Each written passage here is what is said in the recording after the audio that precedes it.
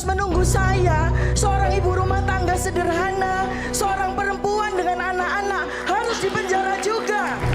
Dan beliau tidak ingin juga untuk menunjukkan ijazahnya. Apakah saya dengan Ibu Kurnia, ya, yang kondisi kesehatan beliau tidak dalam keadaan yang sangat sehat, ya, yang selama ini selalu berbakti sebagai pengacara yang tidak dibayar, beliau harus dipenjarakan juga seperti saya. Rakyat Indonesia supaya tahu, Dokter Tifa, Ibu Kurnia tidak takut dipenjara. Kami banyak meme mengejek, menghina kami. Saya menunggu Dokter Tifa pakai baju Shopee, pakai baju orange, nggak masalah. Kalau seandainya kami bersalah, tidak masalah kalau seandainya kami bersalah. Tetapi yang menyatakan bahwa saya salah atau benar itu cuma selembar ijazah asli saja. Seandainya memang betul ada ijazah asli, dengan senang hati saya pakai baju orange. Dengan senang hati saya masuk lapas, nggak ada masalah. Kalau saya dianggap memfitnah, ibu rumah tangga ini dianggap memfitnah mantan presidennya, perempuan ini dengan anak-anak ini dianggap memfitnah dan mencemarkan nama baik, karena beliau ternyata Joko Widodo punya ijazah asli. Gak ada masalah, saya ikhlas, saya ridho. Saya ikhlas, saya ridho pakai baju orange. Saya ikhlas, saya ridho masuk lapas Pondok Bambu. Gak ada masalah buat saya, karena yang penting bagi saya adalah kita semua membutuhkan kebenaran. Kita semua membutuhkan kejujuran. Karena anak saya, anak-anak Anda semua, rakyat Indonesia butuh diberikan pendidikan kejujuran, butuh diberikan pendidikan kebenaran. Ini mahasiswa-mahasiswa ini membutuhkan kebenaran, membutuhkan kejujuran. Adik-adik kesini kan sangat pingin kan ya, sangat ingin kan ya melihat ijazah asli Presiden Jokowi, sangat ingin kan. Kenapa Presiden Jokowi? Kenapa? Kalau Anda melihat saya, kenapa? Tapi deskripsinya itu dia mendapatkan pengesahan itu tanggal 11 November 1985. Artinya dia wisuda dulu baru skripsi ujian kan. Skripsi Joko Widodo itu kami mendapatkan dan kami melihat kejanggalan-kejanggalan. Itu kemudian kami pertanyakan soal kejanggalan itu karena di lembar pengesahan itu selain berbeda dengan skripsinya mahasiswa yang bernama Joko Widodo, formatnya itu berbeda sekali. Pada pertemuan 15 April itu, pihak UGM sudah menunjukkan dokumen-dokumen yang memperkuat. Itu kan bohong berarti. Digital forensik sudah menunjukkan, sudah membuktikan bahwa foto wisuda itu palsu.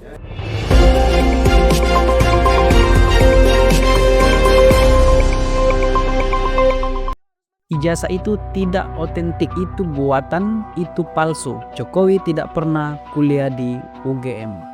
Dan dari ucapan itu lahirlah badai. Satu kalimat, satu keraguan, satu tuduhan. Menyebar menembus batas logika, membelah rakyat, mengguncang pondasi kepercayaan negeri ini. Apakah kita benar telah memilih seorang presiden tanpa masa lalu? Hanya di suara rakyat. Di negeri yang pernah dibangun dari luka dan cita-cita, di tanah yang katanya merdeka, tapi terkadang disandra oleh bisik-bisik penuh curiga. Berdiri satu pertanyaan yang membelah akal sehat dan logika. Apakah benar Presiden Joko Widodo tidak punya ijazah asli? Pertanyaan ini bukan datang dari sudut warung kopi, bukan pula dari bisik tetangga yang penasaran, melainkan dari seorang yang mengklaim dirinya ilmuwan, seorang yang berdiri di panggung-panggung media sosial, membawa bendera ilmu dan dalil. Dr. Tifa, saya bisa pastikan ijazah Jokowi palsu, ucapnya. Bukan dengan keraguan, bukan dengan kehati-hatian, tetapi dengan nada yang menyayat, seolah dunia telah dibuka baginya dan ia melihat kebohongan yang ditutup jutaan mata. Tapi siapa yang sebenarnya berdiri di balik kebenaran, dan siapa yang sedang memainkan api di tengah ladang kering bernama demokrasi? Lihatlah wajah itu,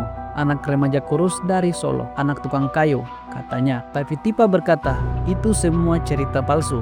Ia fiktif, katanya. Tidak pernah terdaftar di UGM. Tidak ada nama temannya, tidak ada teman seangkatannya, tidak ada dosen yang mengaku mengajarnya. Ucapan yang berdentum lebih nyaring dari palu hakim, tapi tanpa bukti kuat, hanya mengandalkan kecurigaan dan data yang dianggap hilang. Bayangkan jika setiap orang bisa dituduh dengan lantang dan beban pembuktian dilempar pada yang dituduh. Bukankah itu membalik logika hukum? Bukankah itu pisau pisau yang tajam hanya untuk mereka yang tak kita sukai. Dr. Tifa melontarkan klaim ijazah Jokowi dibuat oleh gerombolan. Dr. Tifa melontarkan klaim ijazah Jokowi dibuat oleh gerombolan. Ini pemalsuan sistemik. Namun ketika ditanya buktinya, ia menunjuk ke udara, keraguan, ke rasa tidak percaya. UGM telah bicara, rektor telah bersaksi. Teman-teman seangkatan muncul dari balik kabut waktu, mengatakan kami sekelas dengan Jokowi. Tapi apa respon Tifa? Itu semua settingan, katanya. Rekonstruksi realitas oleh kekuasaan. Dalam dunia Tifa, semua bisa dipalsukan. Ijazah, foto, ingatan manusia, bahkan sejarah bangsa. Tapi, apakah kita ingin hidup dalam dunia yang seperti itu? Di mana segalanya bisa dipertanyakan, tapi tak satu pun bisa dipercaya? Kita bukan sedang bicara ijazah semata.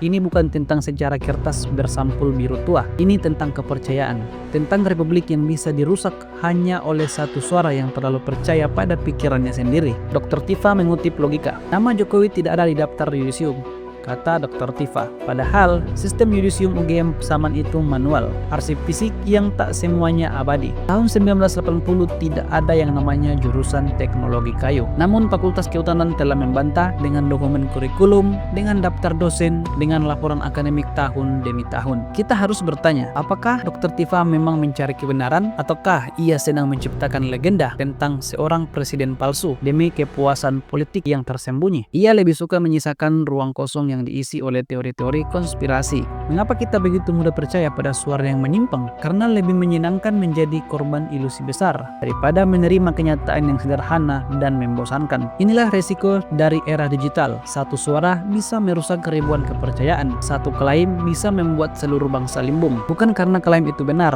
tapi karena kita ingin itu benar. Jokowi mungkin punya banyak salah, tapi memalsukan masa lalunya. Itu bukan sekedar tuduhan, itu sabotase memori kolektif bangsa ini. Dan kini kita harus memilih, apakah kita harus terus memburu bayangan? Dan kini kita harus memilih, apakah kita akan terus memburu bayangan atau mulai menyalahkan cahaya? Apakah kita akan terus menyebar keraguan atau membangun kembali kepercayaan? Dr. Tifa telah berkata, rakyat telah mendengar dan sejarah sedang mencatat. Tapi ingatlah, kebenaran bukan suara paling nyaring. Ia sering hadir dalam diam, tapi ketika kita mendengarnya, segala dusta menjadi tidak lagi berdaya. Narasi ini bukan tentang Jokowi, ini tentang siapa kita dan siapa yang kita izinkan untuk menulis ulang kenyataan.